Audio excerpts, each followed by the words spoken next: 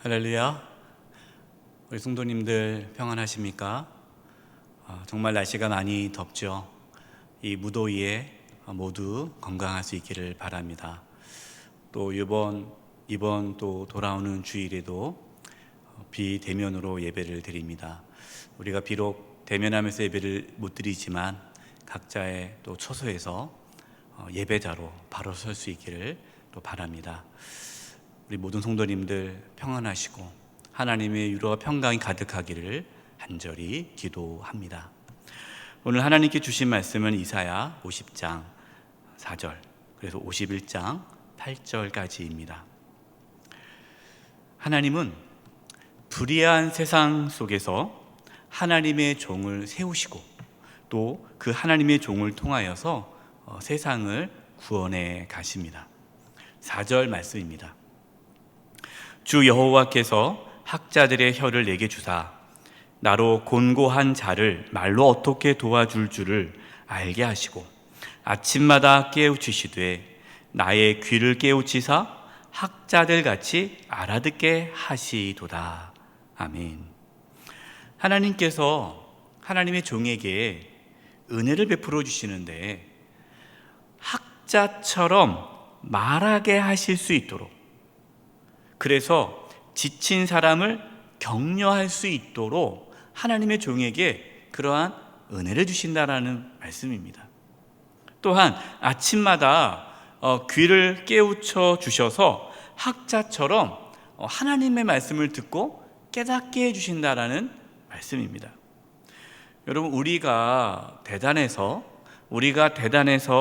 하나님의 종으로 사명을 감당하는 것이 아닙니다. 하나님께서 우리의 입과 우리의 귀를 주장해 주셔서 말하게 해주시고 깨닫게 해주셔서 하나님의 사명을 잘 감당케 해 주십니다. 하나님께서 늘 우리의 입과 우리의 귀를 주장해 주시기를 간절히 바랍니다. 5절입니다. 주 여호와께서 나의 귀를 여셨으므로 내가 거역하지도 아니하며 뒤로 물러가지도 아니하며. 하나님께서 영적인 귀를 열어주셔서 하나님의 말씀을 듣고 그 말씀에 거역하지 않고 또 하나님께 등을 돌리지 않게 하신다라고 말씀합니다. 여러분, 우리가 이렇게 하나님 말씀에 귀를 기울이고 순종하려고 애쓰는 것이 하나님의 은혜입니다. 6절과 7절입니다. 나를 때리는 자들에게 내 등을 맡기며 나의 수염을 뽑는 자들에게 나의 뺨을 맡기며 모욕과 침뱉음을 당하여도 내 얼굴을 가리지 아니하였느니라. 주 여호와께서 나를 도우심으로 내가 부끄러워하지 아니하고 내 얼굴을 부싯돌같이 굳게 하였으므로 내가 수치를 당하지 아니할 줄 아노라. 아멘. 하나님의 종이 박해와 핍박을 당해도 모욕을 당해도 하나님께서 그 모든 것을 감당할 수 있는 힘을 주신다라는 것입니다. 우리가 어떠한 잘못하지 않았는데 어떤 모욕을 당해도 마음이 상하지 않도록, 기분 나쁘지 않도록 우리의 마음을 강하게 해주신다라는 겁니다. 여러분, 이 하나님의 은혜가 얼마나 놀라운지 몰라요. 우리가 대단해서 우리가 마음이 강해서 모욕을 견디는 것이 아닙니다. 하나님께서 견딜 수 있는 힘을 주시는 거예요. 혹시 어떤 분들 중에 여러분 중에 그런 분이 있다면, 목사님, 저는 다른 건 다 참아도요, 전 모욕적인 말을 들으면 참을 수가 없어요. 저를 무시하는 말을 들으면 저는 견딜 수가 없어요. 그런 분이 계시다면 오늘 이 말씀 붙잡고 기도하시기 바랍니다. 하나님, 내가 어떠한 잘못을 하지 않았는데, 내가 의롭게 살았는데 억울하게 어떠한 모욕적인 말과 어떤 모욕을 받게 되었을 때에 분노하거나 낙심하거나 주저앉지 않게 해주시고 그 모욕을 견딜 수 있는 힘을 달라고 기도하시기 바랍니다. 우리 하나님의 자녀들은요, 세상에서 어떤 모욕을 당해도 그냥 꿋꿋하게 걸어갈 수 있는 그러한 마음의 강함이 있어야 돼요. 하나님께서 그 은혜를 주시는 겁니다. 8절입니다. 나를 의롭다 하시는 이가 가까이 계시니 나와 다툴 자가 누구냐? 나와 함께 설지어다. 나의 대적이 누구냐? 내게 가까이 나올지라. 아멘. 하나님께서 우리를 의롭다라고 하시는데 누가 우리를 정죄할 수 있겠느냐라는 거죠. 여러분, 하나님께서 우리를 지지하시고 우리를 의롭다 하시는데 누가 감히 우리를 대적하고 우리를 정죄할 수 있겠습니까? 여러분, 우리는 살아가면서요, 다른 사람의 평가에 흔들릴 필요가 없습니다. 어떤 분들은 다른 사람의 평가에 민감하게 반응하시는 분들이 있어요. 다른 사람이 나를 어떻게 볼까? 그 다른 사람의 어떤 시선, 평가, 이것에 대해서 상당히 스트레스를 받으시는 분들이 있어요. 여러분, 그냥 담대하십시오. 그렇다고 해서 주변 사람들을 무시하면 살라는 뜻은 아닙니다. 그냥 막무가내로 나는 다른 사람 눈치 안 볼 거야, 나는 내 길을 갈 거야, 그냥 막무가내로 살라는 뜻은 아니에요. 우리는 늘 겸손해야 되고 예의 있게 행동해야 하지만 다른 사람의 눈치를 보면서 살지 말라라는 뜻입니다. 우리는 사람을 두려워할 것이 아니라 하나님을 두려워해야 돼요. 하나님께서 기뻐하시는 일이다라면 그냥 묵묵히 그 일을 해나가는 것이에요. 여러분, 어떤 주변 사람들의 평가, 거기에 이렇게 움직이지 마시고 하나님을 바라보며 꿋꿋하게 믿음의 길을 걸어갈 수 있기를 바랍니다. 10절입니다. 너희 중에 여호와를 경외하며 그의 종의 목소리를 청종하는 자가 누구냐? 흑암 중에 행하여 빛이 없는 자라도 여호와의 이름을 의뢰하며 자기 하나님께 의지할지어다. 아멘. 흑암 중에 행하여 빛이 없는 자라도, 여러분, 우리의 삶이 어떻습니까? 우리의 미래가 어떻습니까? 우리의 미래는요, 흑암처럼 보이지 않아요. 누구도 미래를 알 수가 없습니다. 우리의 인생의 길은 어두움이에요. 우리가 어두운 인생의 길을 걸어가지만 하나님을 경외하고 또 그의 주의 종의 목소리, 하나님께서 전하시는 그 말씀에 청종하면 하나님께서 그 사람의 길을 인도하신다라는 겁니다. 그래서 여러분, 미래에 대해서 너무 두려워하지 마십시오. 우리는 모릅니다. 그러나 하나님께서 우리의 앞을 인도하신다는 믿음으로 담대히 하루하루 살아갈 수 있기를 바랍니다. 11절입니다. 보라, 불을 피우고 횃불을 둘러 띈 자여, 너희가 다 너희의 불꽃 가운데로 걸어가며 너희가 피운 횃불 가운데로 걸어갈지어다. 너희가 내 손에서 얻을 것이 이것이라. 너희가 고통이 있는 곳에 누우리라. 사람들은 이렇게 어두운 길을 걷기 위해 열심히 불을 피우고 또 횃불을 들고 간다라는 거예요. 이게 무슨 뜻입니까?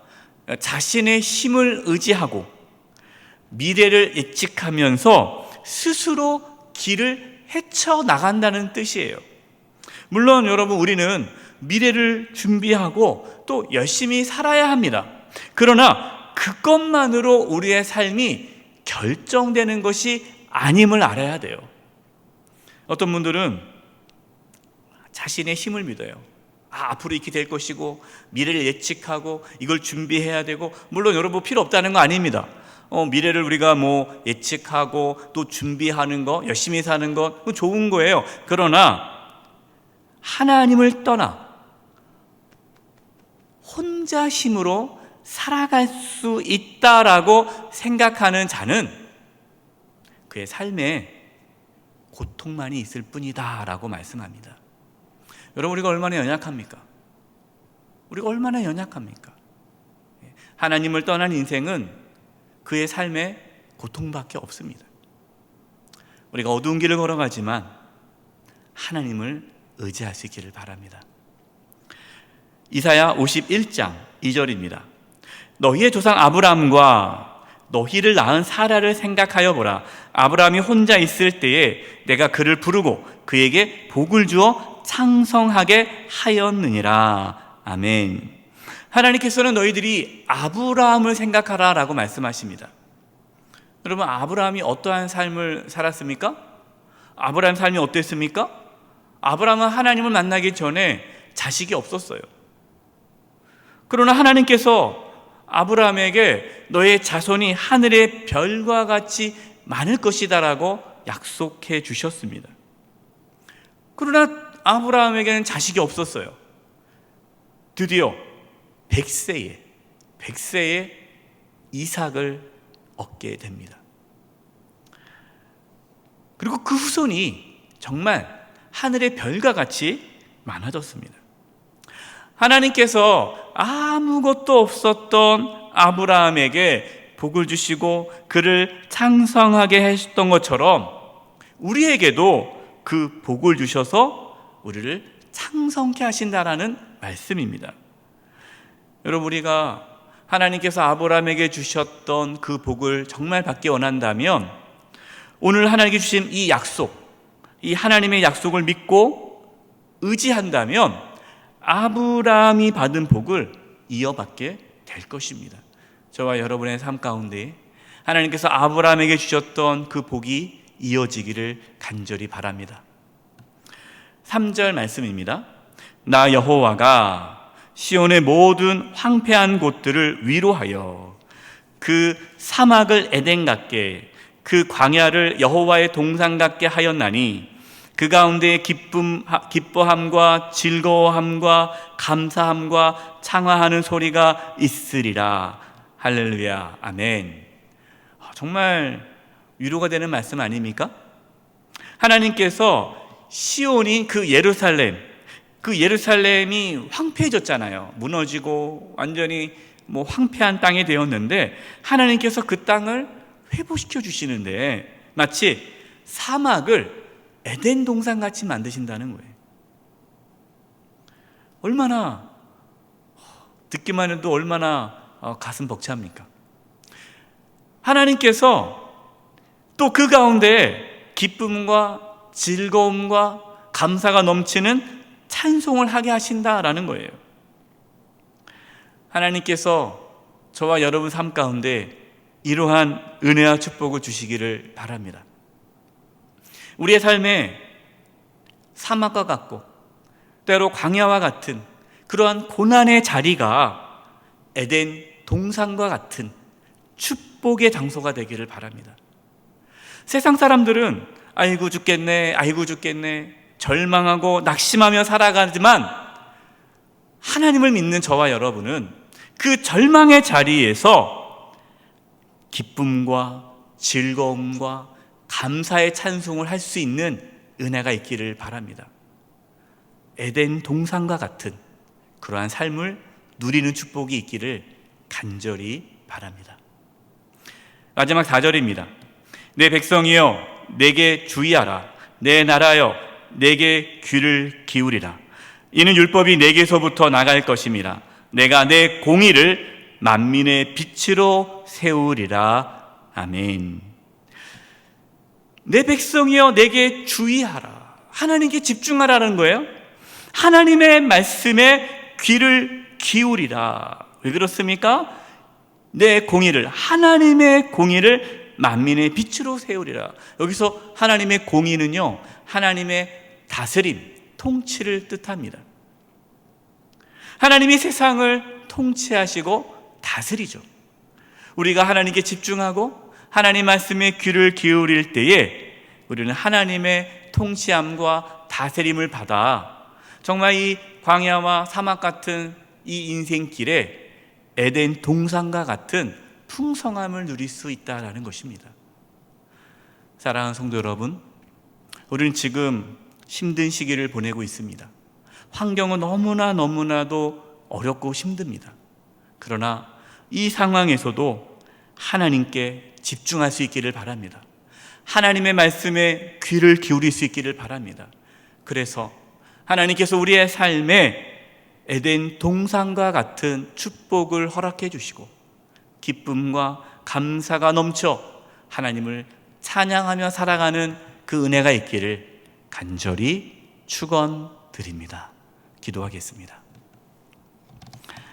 하나님, 무더운 날씨가 계속되고 있습니다.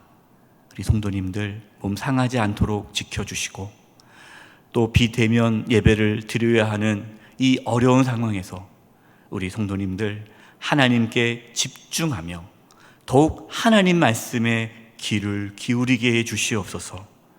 광야와 같은 인생길이지만 에덴 동산과 같은 풍성함을 누리게 해주시고 기쁨과 즐거움과 감사의 찬양이 넘치는 삶을 살아가도록 주여 은혜 내려 주시옵소서. 우리 성도님들 한 영혼 한 영혼 지켜주시고 보호하여 주시옵소서. 예수님의 이름으로 기도드립니다. 아멘.